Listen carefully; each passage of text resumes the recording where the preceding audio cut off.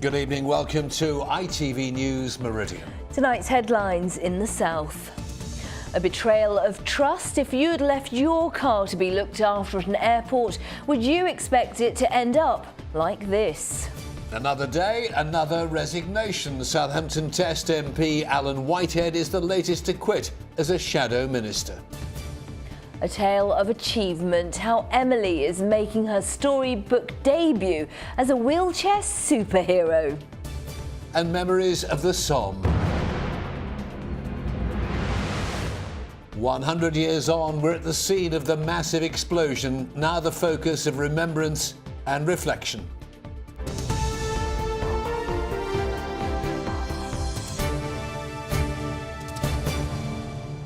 Good evening to you. There's a warning tonight for people who leave their cars at the airport before flying off on holiday.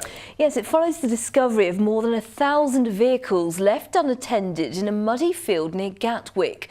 5 companies are now being investigated by police. Hundreds of keys were found in the boot of one of the cars, which had been left unlocked. Officers also found ignition keys left in envelopes on the windscreens of the cars they belonged to. Here's Malcolm Shaw. It's advertised online as secure, reliable and affordable parking. The reality is rather different. Around 1,000 cars parked in a series of muddy fields a short distance from Gatwick Airport. So what we've got here, we've got Porsche that's been parked up. Customer's going to collect it in the next 24 to 72 hours. But there's the key to the Porsche, sitting on the outside of it. This morning we joined police, council officials and immigration enforcement officers as they entered the site to investigate what's going on here. The conditions they've been kept in are atrocious. I mean, in fact, disgusting is the word I think I'd use here. You can see, just by walking around with yourselves today, we're looking at cars literally stuck in mud, bogged down in mud, covered in mud. It's not fit for a campsite, let alone for a secure car park for meet and greet customers. There's no sign of security fences or CCTV, yet there are boxes of ignition keys lying out in the open and thousands more in this unattended caravan. You can work out how many thousands of pounds worth of vehicles there are with the keys just sitting here. Beneath this layer of mud there's a Range Rover that's probably worth in excess of £50,000. I guess the owners are abroad somewhere, totally unaware that this is how their vehicle is being looked after. Horsham District Council says there's no planning permission for the land to be used for airport parking, but a representative of one of the firms defended the way they're doing business. Those companies there got nothing to do with us. But even this site doesn't have planning permission to be used like this. So it's applied. The planning permission has been applied. But you haven't got it. Sorry? You don't have planning permission. But it's already applied for.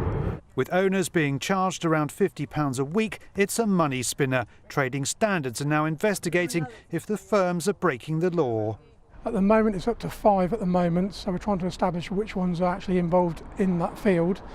Then we're going to be hopefully contacting consumers of the vehicles, trying to establish what actually happened, who they contracted with, and hopefully take some criminal enforcement action against these businesses.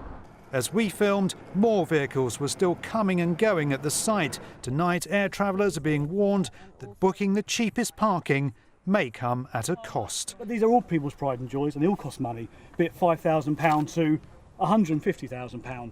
Malcolm Shaw, ITV News, Crawley.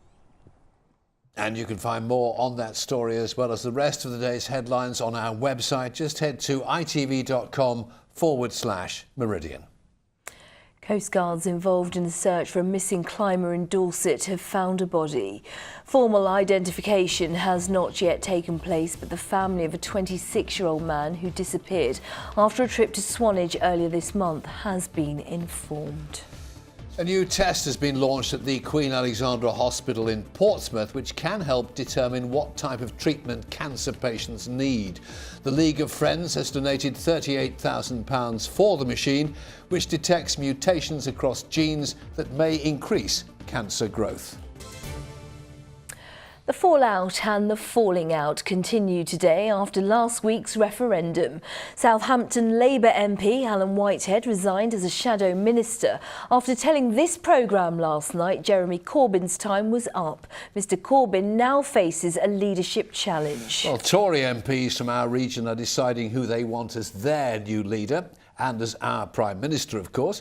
And in Brussels, the South East MEP Nigel Farage has booed when he spoke at the European Parliament.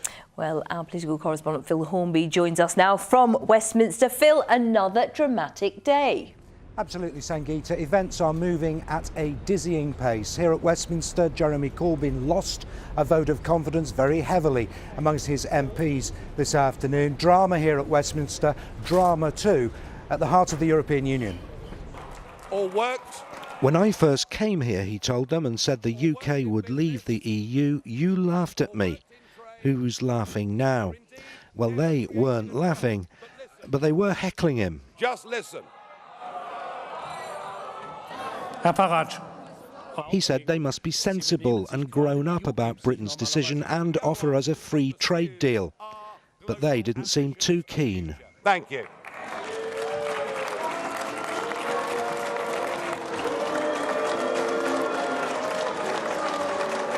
In Westminster, the attempt by many Labour MPs to dump Jeremy Corbyn has been well underway. We're not making the kind of breakthrough that we need to do. We need to win between 10 and 12 to 14 new seats in the South East if we're going to win the next general election, which could come in the next 6 months. I haven't seen any evidence of that. Mr Corbyn insists he'll stand in a leadership contest and he's confident he'll win. So what then? Could the party split over this? The party could split over this. I desperately hope it won't. All this as the Tories prepare to choose a new leader, Theresa May, now the bookies' favourite. Back in Brussels, the Commission President told Nigel Farage he was surprised he'd bothered to turn up. You were fighting for the exit. The British people voted in favour of the exit. Why are you here? What no one noticed in all the uproar was that Mr Farage was flying his union flag upside down, a well-known sign of distress. Well, I've just checked on the building behind me and the flag is flying the right way up, but it might as well be upside down, with both main political parties now facing leadership contests and the country at such a critical stage of its history, facing months now of uncertainty. Phil, thank you. In other news, plans for a solar farm on land owned by the South Dorset MP Richard Drax have been quashed by the High Court. The development at Mapperton Farm near Sturminster Marshall had been proposed by Wiltshire-based Good Energy, but campaigners argued it would damage the landscape. Well, of course, we're absolutely delighted the permission has been quashed, and the reason it was made, or the judge made his decision, was that he deemed the council had not been sufficiently, or had not been advised that approving this project would actually make them non-compliant with their own local plan. The Tank Museum at Bovington in Dorset has won £2 million of lottery funding to train a new generation of young engineers. The money will be used to build new workshops for apprentices to learn how to restore and maintain the world's best preserved collection of tanks and fighting vehicles. It's very important to get young people to engage with their heritage and their history and to find ways of doing that, as the Tank Museum does very successfully. It's also very important to have the skills, engineering, mechanical skills, that can be applied not only to these historic vehicles, but to others elsewhere in the country, whether it's boats, planes, trains or whatever. Those skills are very much needed, not just in the heritage sector, but further afield. But this is a really good way of hooking people's interest. You're watching ITV News here in the Meridian region. Coming up. When summer was summer. Do you remember this? Simon turns the clock back 40 years to the heatwave of 1976. And can Britain continue to rule the waves? We look ahead to the America's Cup Challenge coming to the South Coast soon. More on all of our stories, do head to itv.com/Meridian. Any views or news, call us please, 0808 10 10 095, the number to ring, or get in touch via Facebook, or you can always send us a tweet at ITV Meridian.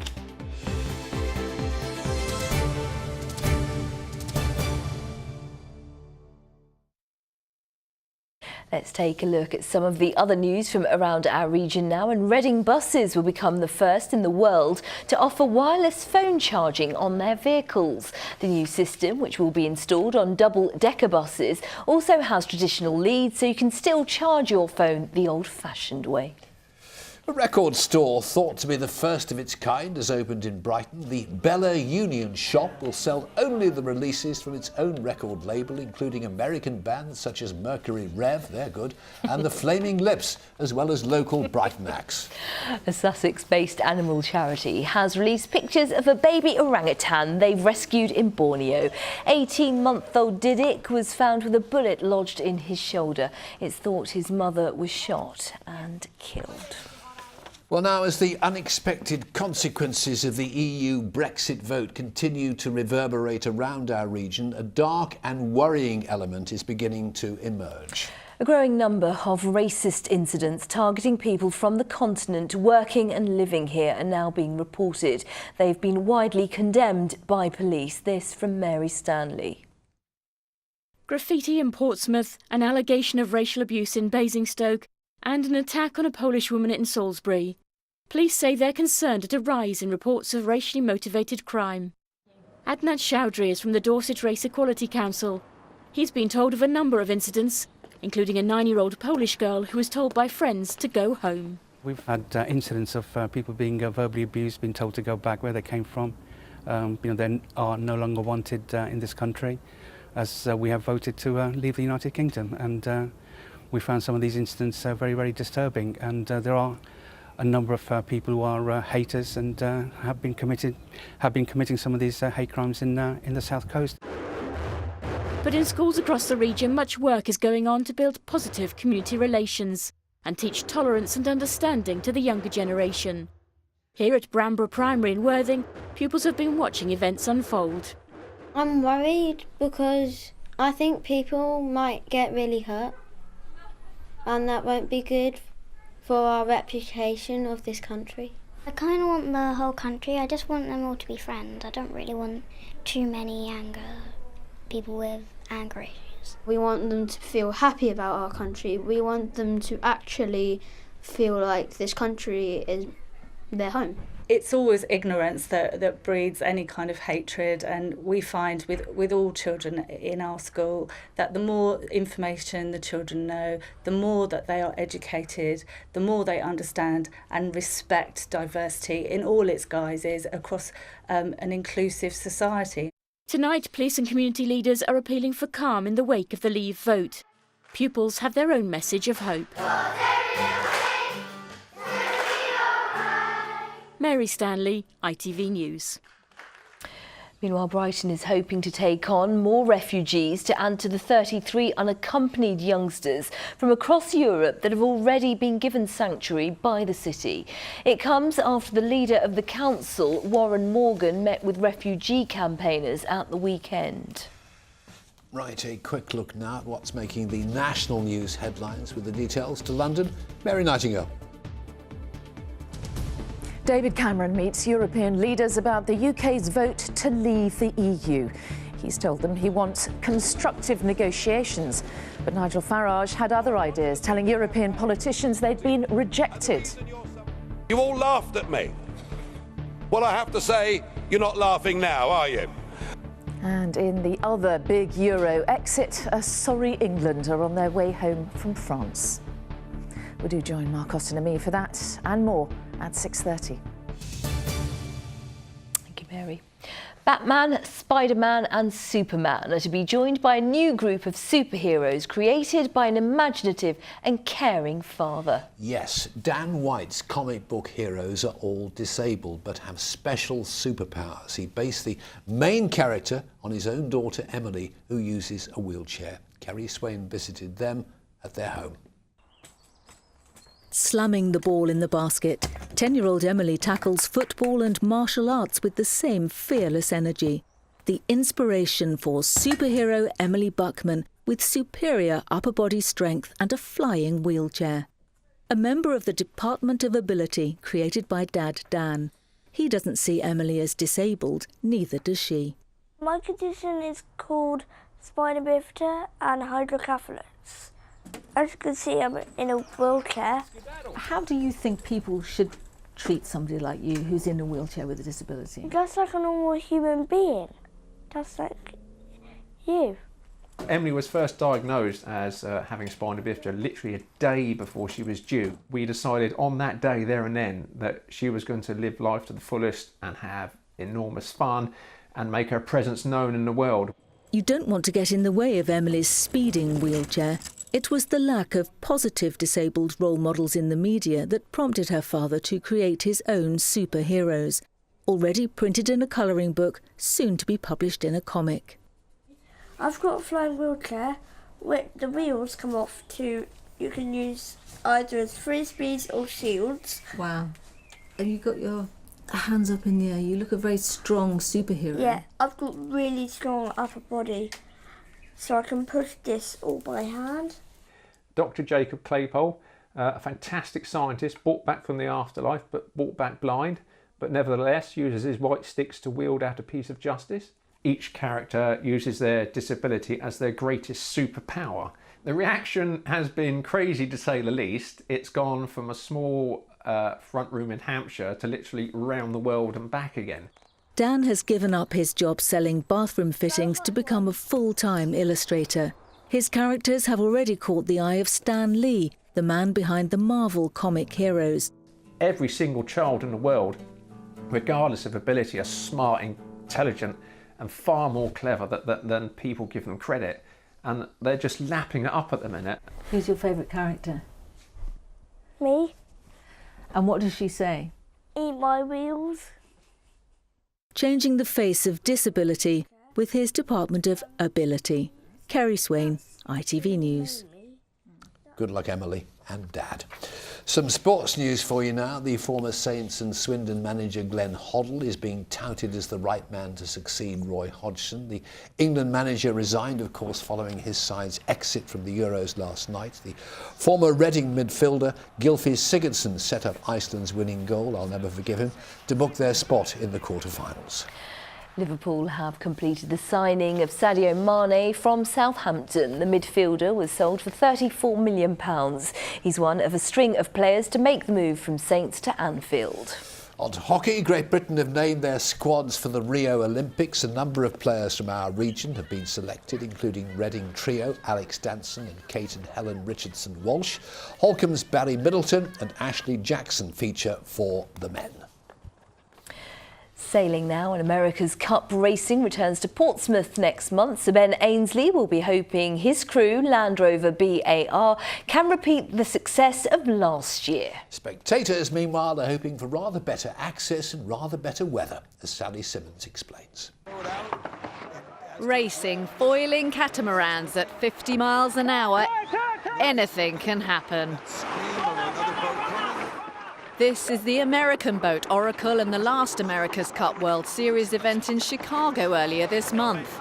The talented skipper, who currently holds the America's Cup, Jimmy Spithill, capsized. The teams now are getting much more comfortable having sailed these boats for a year now, and they really are starting to push harder and harder and reaching the limit or going past the limit, as on a few occasions we saw.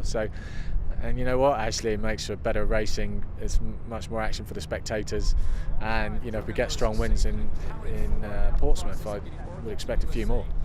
The weather will be key for all 6 teams competing and for spectators watching. Thousands were left bitterly disappointed last year when Sunday's racing was cancelled due to strong winds. Crowds also criticised the entry price and poor organisation. So this year, the man who underwrites the event, Sir Keith Mills, has made a few changes. This year, there won't be any ticketing on the common, so people that want to come along, just have a picnic and watch the racing can. We're building a much bigger, better race village. Lots to do, more to do than probably last year. And we're reducing the cost of that down from £45 to £25. The organisers want crowds to see frighteningly fast racing tantalisingly close to shore. The teams want to win. No one more than Sir Ben Ainsley. A repeat of last year's victory would give his team and the home crowd a lot to cheer about. Sally Simmons, ITV News, Portsmouth.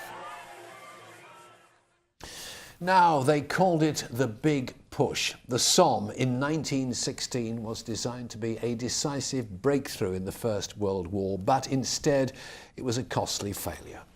On Friday, we mark 100 years of the battle, which began after a series of mines were detonated. One of them left a huge crater, which a century on has become the focus of remembrance and reflection. Here's Derek Johnson.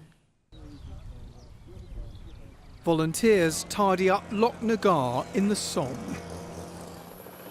This is said to be the biggest man-made crater in the world, created when one of 19 British mines was set off, moments before soldiers began the advance. Loch Nagar is preserved as a memorial by Richard Dunning from Surrey. It's been his property since the 1970s. I never thought I'd ever be able to buy it, so I thought I would like 6 square feet of the Somme, purely to say that, that I owned it and one could preserve it.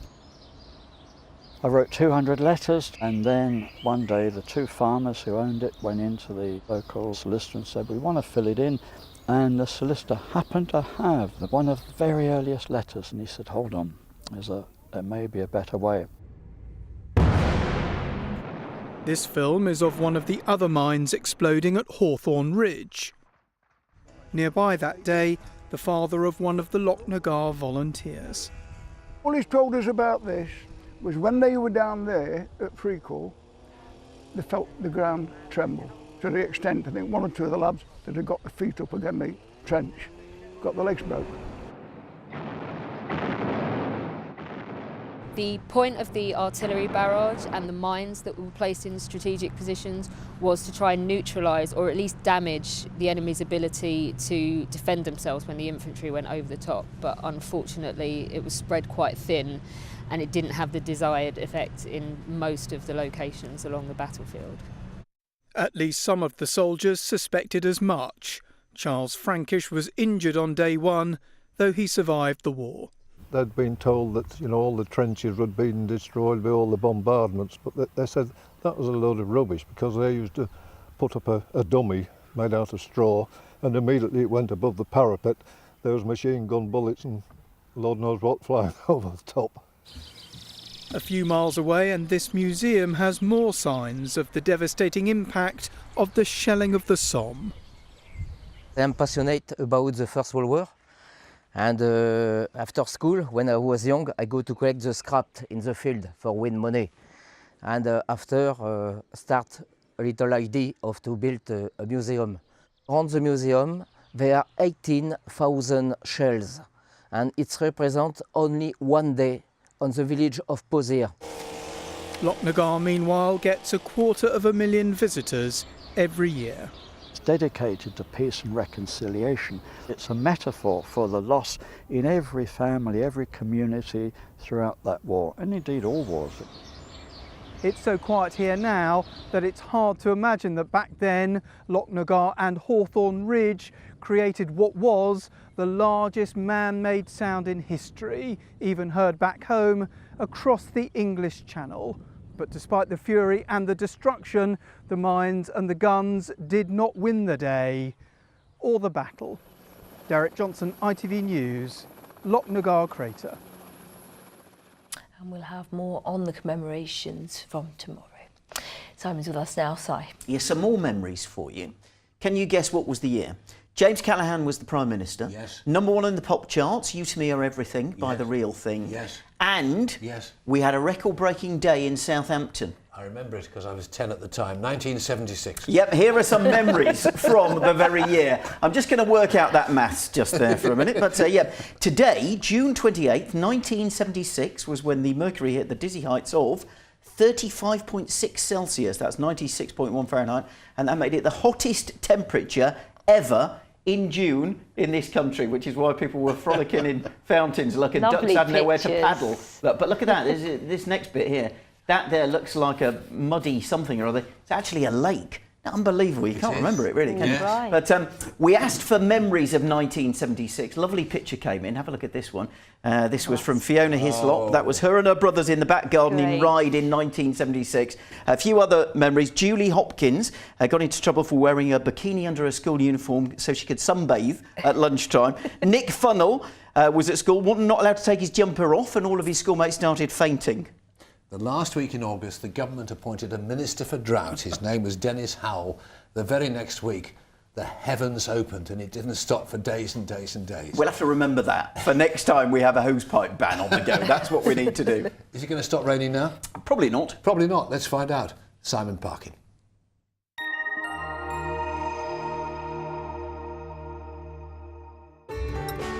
From blizzards to pool, driving through Europe.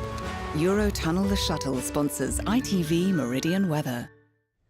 Well, you've probably noticed it all turned out a bit damp and miserable tonight, and that can be explained in just the one word: Wimbledon. Yet more rain tomorrow, and indeed it stays unsettled until the end of the week too. But for the here and now, we've got this band of rain just slowly creeping away eastwards over the next couple of hours. Still an odd heavy burst before we finally see the back of it, and then behind the cloud breaks up quite nicely, so turning a bit cool overnight tonight. Underneath the clear spells, we'll see temperatures dipping down into single figures in some rural spots, and there might be a bit of patchy mist here and there, but nothing that should be too troublesome first thing tomorrow morning. Dry start, yes, may even be a bit of early brightness towards the east, but fairly quickly the cloud's going to thicken from the west, and then the outbreaks of rain will arrive too. And as they spread in, different from today's rain in that the rain will be mostly light and patchy, but fairly persistent too. So annoying rain that just keeps on coming, although it will turn a bit patchier as the day goes on. Disappointing temperatures tomorrow, a lowly 15 or 16, and it'll be breezy, particularly along the coast and around the Isle of Wight.